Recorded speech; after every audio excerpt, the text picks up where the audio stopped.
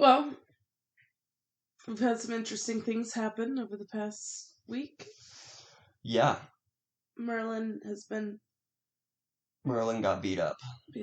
Merlin was our porcelain Old English porcelain Old English. God damn it, dude, I can't talk. Yes, you're fine. So anyway, yeah, Merlin, our porcelain Old English, got beat up pretty bad on Monday, I think. And, his eyes all swollen shut. Obviously, it's one of the other roosters. We've definitely mentioned before on here that we have 3 roosters and only like 13 chickens total. So Yeah. we know that this is a possibility. Like they're gonna fight, they're gonna beat each other up. We've been lucky because they've been good. Yeah. To each other for a while now. We've had multiple roosters for years like this, so it's not as impossible as people say. And obviously, I knew this day would come where like one of them was gonna get beat up But now going forward, I'm kind of trying to figure out how to deal with it without killing them or getting rid of them. Like I think we can. I think there's a way you can make having multiple roosters work. It might be a little more work than most people want to do, but that's why I'm kind of like, right now we're in a good position to do kind of like a little experiment here to see going forward if we can kind of do like behavioral therapy on the roosters almost.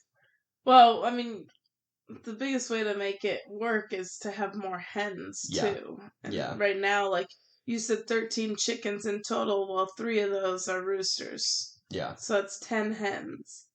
Yeah. And it's not even that. I think we have... Yeah, I think it's more like 9. Maybe we have like 11. 11 total? Yeah. And 3 are roosters? Yeah. So 8 hens? Yeah. Yeah, because we have the 2 Buff Orpingtons, the 2 Australorps. 3 Australorps. 3 Australorps. The Silky, the 2 Americanas. That's it, right? And you said Buff Orpingtons too? Yeah, I already said that. So, that's 8. Yeah, that's 8 hens for 3 roosters. Yeah. So obviously, yeah, we knew that they were gonna end up kind of bickering and fighting at some point. However, Merlin, the one that got beat up, he is the most aggressive rooster. Or was. Yeah, and on Monday when I went out there and, I let him out in the morning, he was freaking out.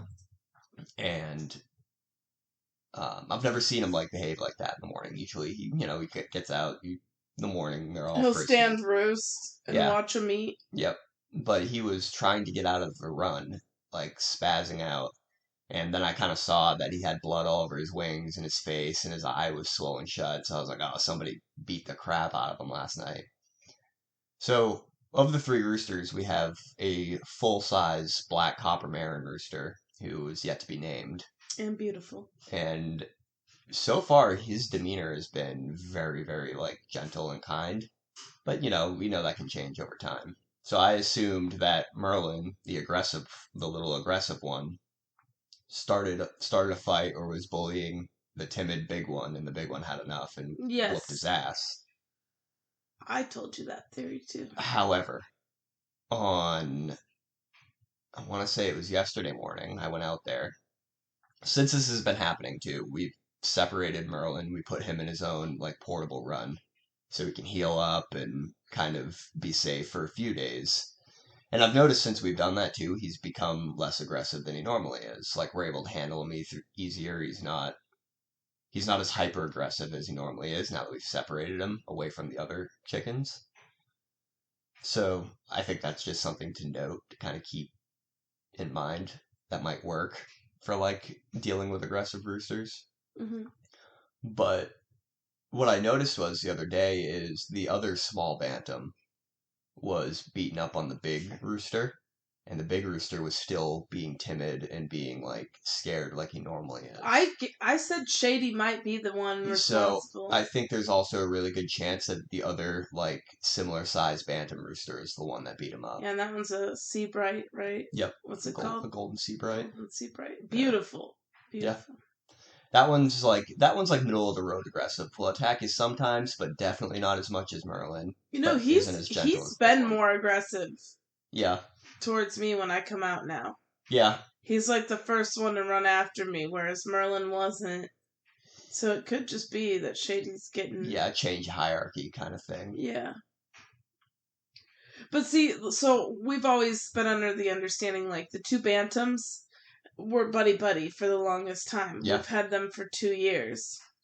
Yep. And so we were like, and then we had the Americana Rooster that was super sweet, Radagast, yep. and then he turned overnight. Yeah, overnight became and like very had gotten hyper-aggressive. Me, yes, and so that one we culled, and he did a lot of stuff. He beat up the hens, he beat up the house sitter, he beat up you. Like he had many strikes before we decided to cull him. But and honestly, the humans weren't even our biggest concern. It was once he started being mean to the hens that we just had no more reason to keep him around. Yeah, because at that point, then he's not protecting the hens. He's not serving his purpose as the rooster at that point if he's beating up the hens too. Yeah.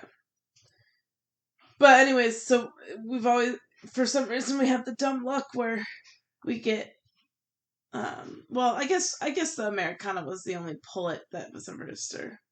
Yes, that was the only time that happened, because the second batch that you got, you saw black copper marins, and you rolled the dice, and you got 1. 50 chance. Yes. So you got 3 Australian pullets, and then you rolled the dice with 1 straight run. Because he was the only one left. I felt bad he was all alone. Well, he ended up being a boy, so now we're in the same boat again. We got 3 roosters and 8 hens. But this rooster, demeanor-wise, has so far so good. He's kind of a big baby. And if I'm looking at the timeline of the Americana rooster had flipped. He had become aggressive.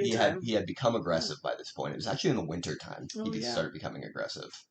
It was probably like February time frame. And that was heartbreaking because this is the rooster that would like jump up on your shoulder while you fed them. Yeah, he was very good when he was young. He was very good when he was young and adolescent, yeah.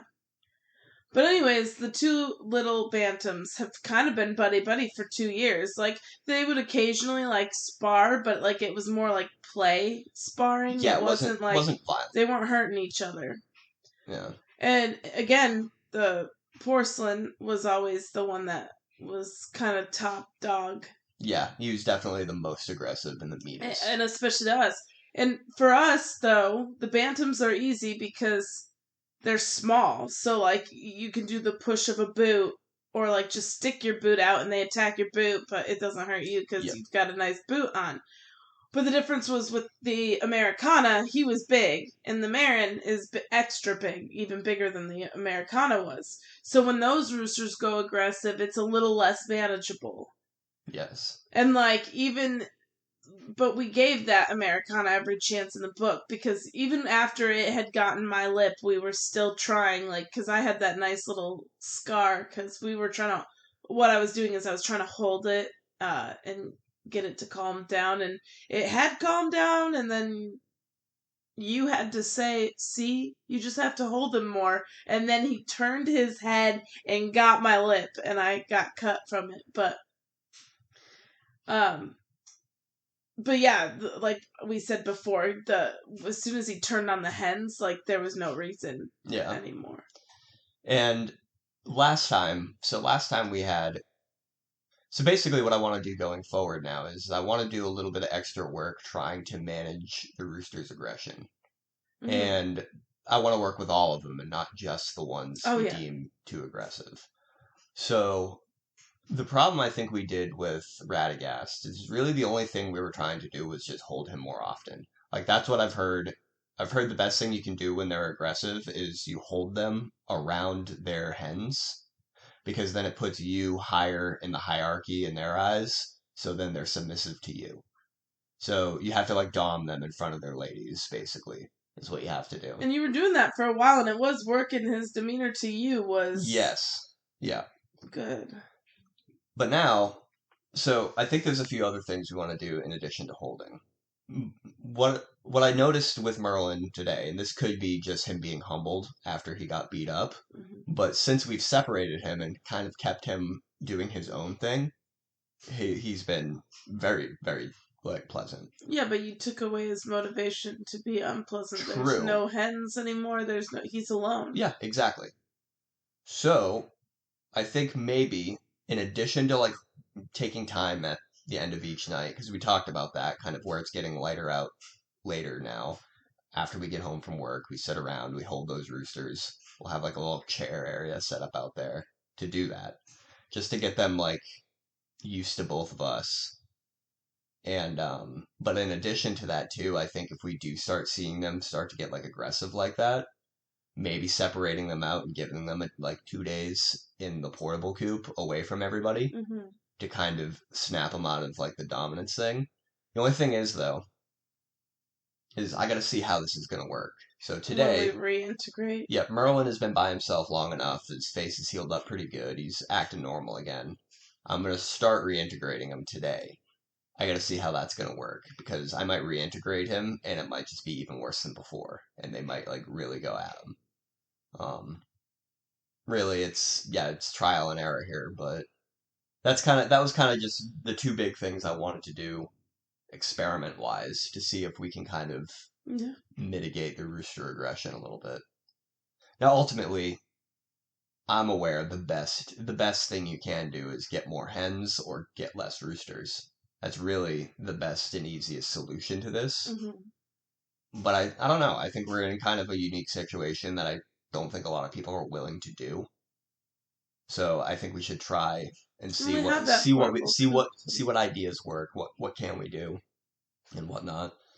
But do you have any ideas for it or no? No, I agree with yours. Obviously I worry about the reintegrating. Yeah, that's going to be the hardest part. Because if it doesn't work, then what do you do? Yeah. Because you definitely can't just keep sending Merlin back in there to get the crap kicked out of him, yeah. Mind you, when we integrate him, we'll be right there to stop anything from escalating too far, but I don't think we've talked about the portable coop that we have. That's actually, if you own chickens, I think that's like a necessity you should have. You should have I just bought it off Amazon too. Yeah. It wasn't hard. Yeah, it's like a cheap like little, I want to say it's probably like 8 by 3. It's like a little portable like kennel coop. Run. And it works as like a run. It's technically a portable run because there's no house that you can tuck into. We put a little dog kennel in there. Yep, we got like a little cat carrier or dog kennel.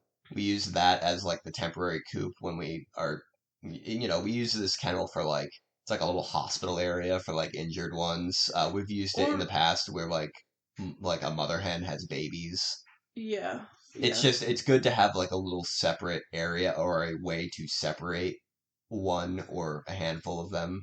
Yeah, like last year when we got the Australorp and Marin babies and the Silky was Brody, we put her in there with the babies. Yep.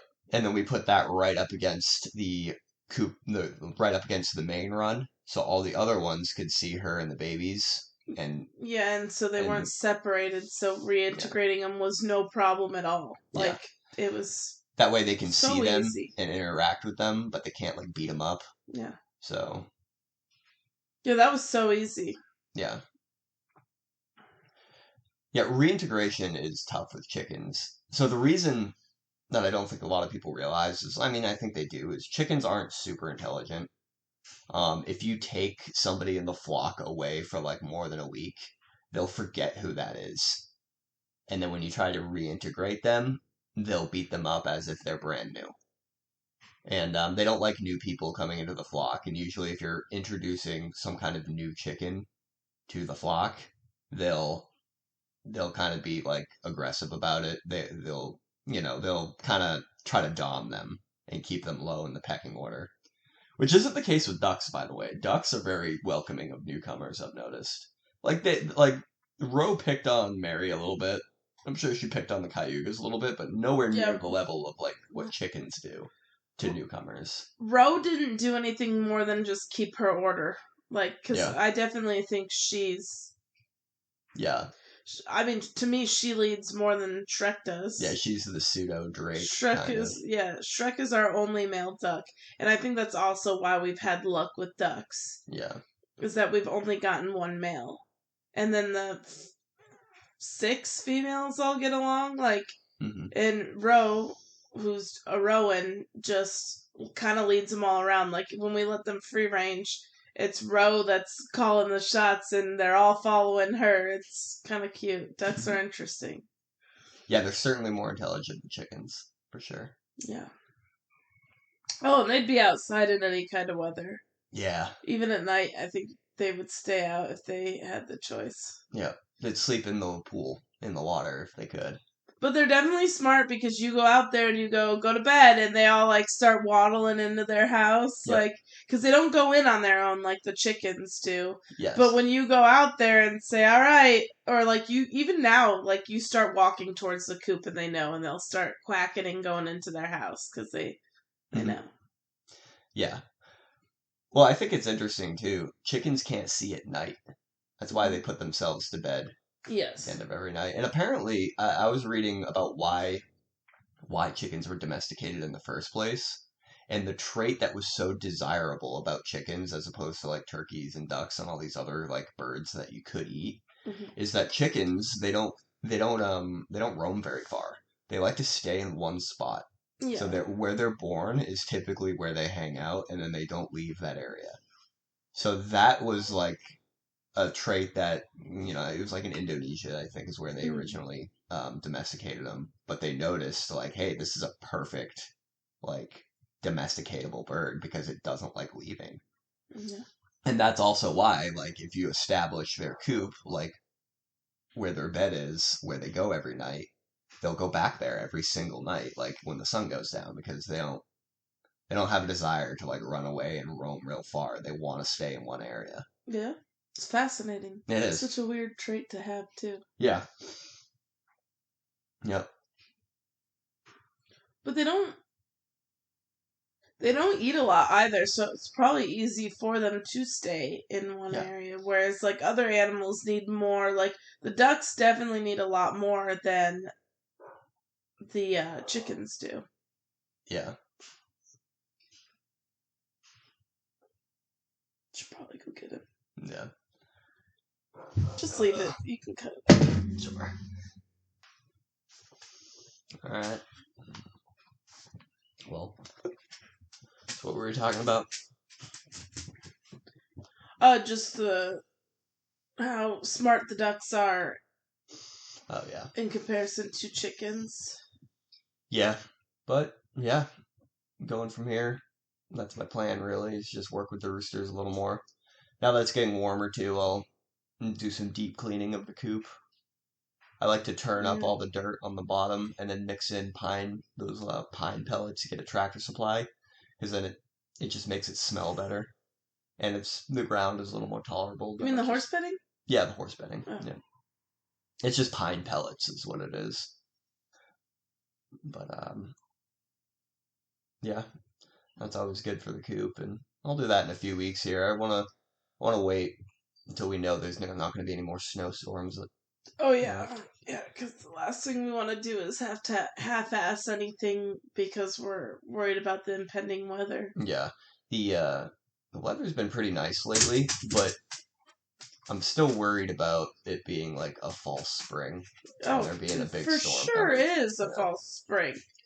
Yeah. Are you kidding me? When in all your years of living in New England has spring happened in the middle of March with no more snow? Yeah.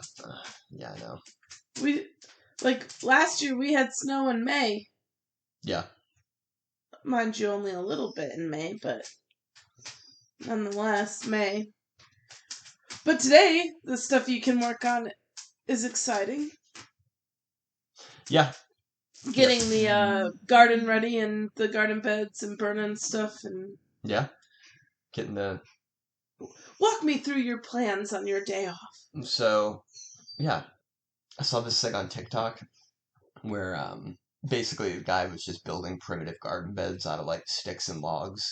And I thought it was a pretty good idea. And I'm actually going to try to do that for not the main garden bed that I've been working on the past few days, but the one that's on the other side of the fire pit.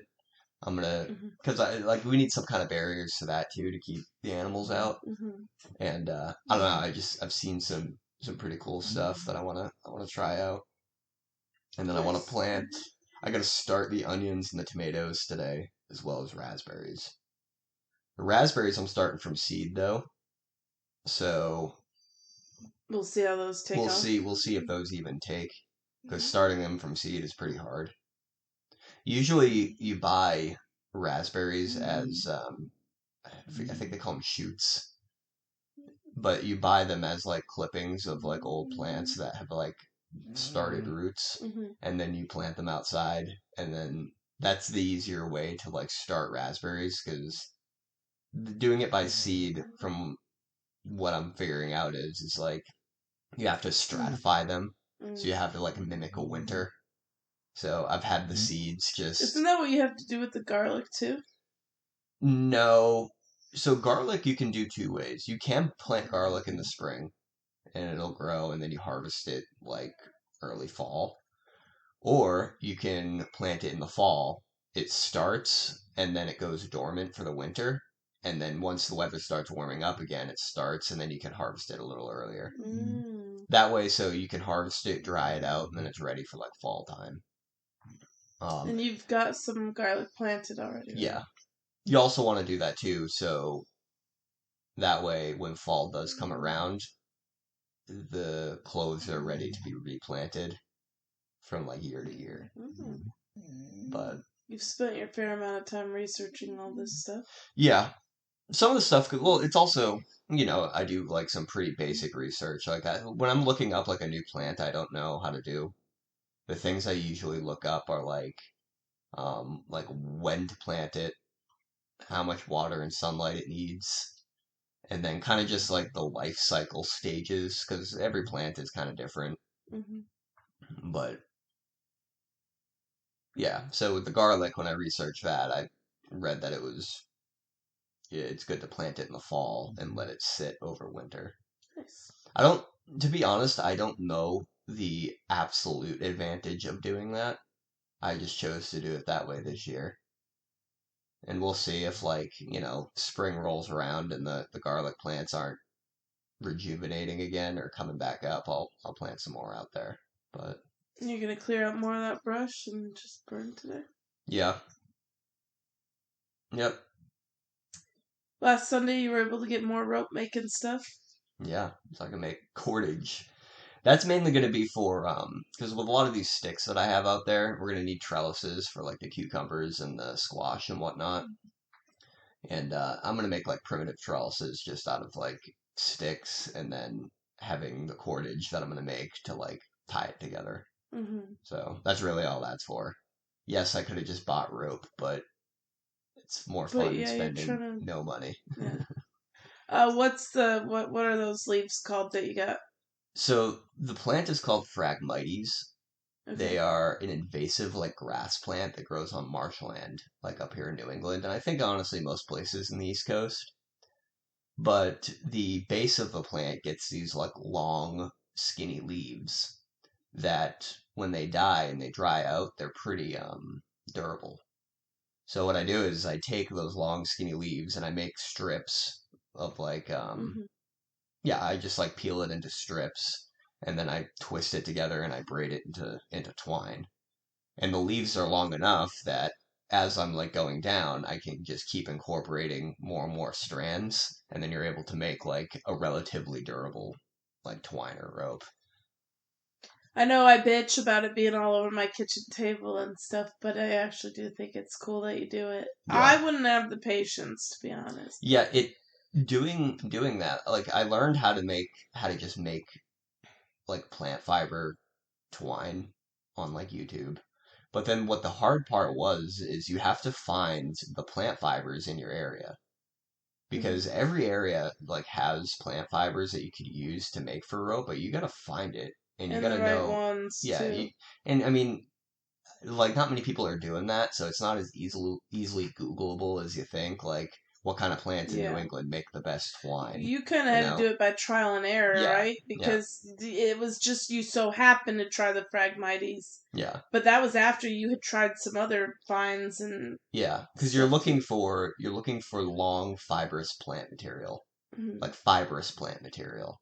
So you just kind of like look around and like find weeds or bushes or grass and things like that, and then you kind of just trial and error it and see what's strong, what isn't, what's durable, what's not. And the Phragmite leaves of all the stuff I've tried out is the best. Oh yeah, I've seen you have a piece of rope that you've made or twine, and it's I've tried to pull it apart and it's not easy. Yeah, I mean, you could pull it apart. Like, I'm sure, like, if you put enough force onto it, but like for primitive trellises, for what you want it for, that's gonna be just fine. Yeah, and that's the way I'm kind of looking at it too. Like, obviously, you're not gonna go rock climbing with this rope, but it's certainly durable enough to do these small survival aspects. Yeah, like,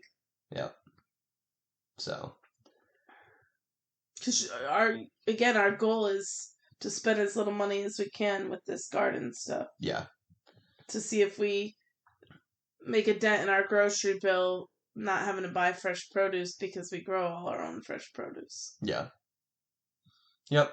That's the goal anyway. That's the goal. We're shooting for the moon here.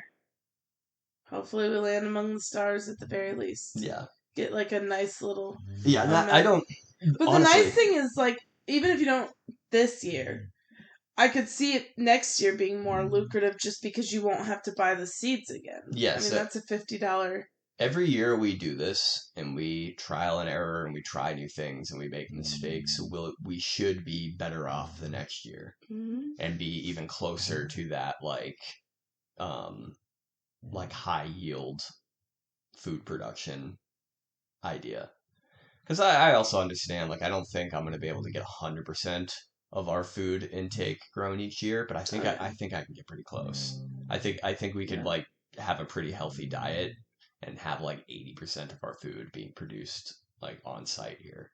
Yeah, obviously with the exception of meat. Yeah, that's kind of why I was like, well, meat is a little difficult. Like, we have the eggs too that supplement protein, but sure, we could go vegetarian. Yeah. And I mean, I would be down to like raise and process a bunch of chickens. But that's also like a whole nother undertaking itself that we really, because we also... I really think we'd need more land for that. Because we're working with 3/4 of an acre here, which is very small. So like another big aspect of like this whole thing that we're doing here is we're trying to make as much as the space that we have. Yeah. So I think that'll be a lot of the stuff we do will be different from like your traditional homesteaders and whatnot, because we are just not working with the space. We're not even working with an acre, so yeah. Maybe one day in the future. But as for now, we're just utilizing what we can, where we can. Yeah. Yeah, we can. All right. But we got the Phragmites. What else did we get while we were there? Oh yeah, we got salt water too. Just to boil down the salt water, make some salt. I'll do that today as well. Bucket of salt water in my kitchen. I'm gonna filter it through a coffee filter first, because I think there's some sediment and some algae and because it's ocean water. And then once I filter it out, then I'll boil it down, and that should isolate out some of the salt. And we'll dry that out. And do we have an old pan to use for it, just so it doesn't? Yeah, I'll find something. I'm sure we do. I don't think it'll ruin anything, but well, just don't use any of the nice ones. Yeah. Use that big silver. It's our biggest one too, so you probably were gonna use that one anyway. Yeah. We can talk about that.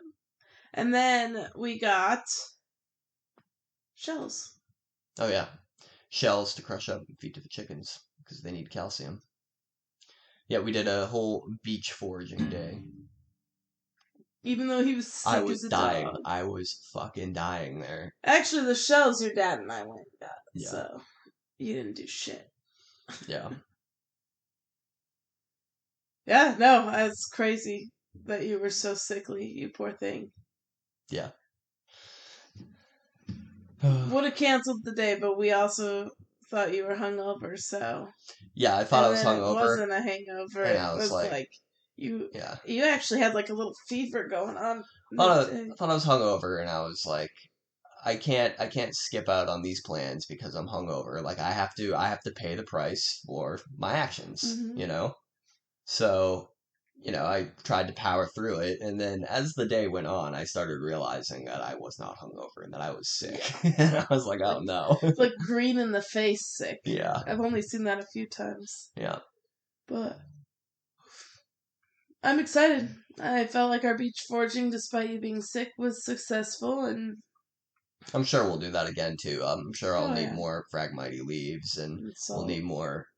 And I know you guys went to that one area to get the seashells because it is pretty easy, but I wouldn't mind like walking on the beach too and doing it. Yeah, that way no, as he well. just got. I think he just was going with what would be the fastest because it's where they used to dump the clam shells or whatever. Yeah, it's where all the clam companies dump their shells. Not anymore though, because someone said it was hazardous waste or something. Probably, yeah. But yeah. Anything else? Not me either. I feel like that was a good session.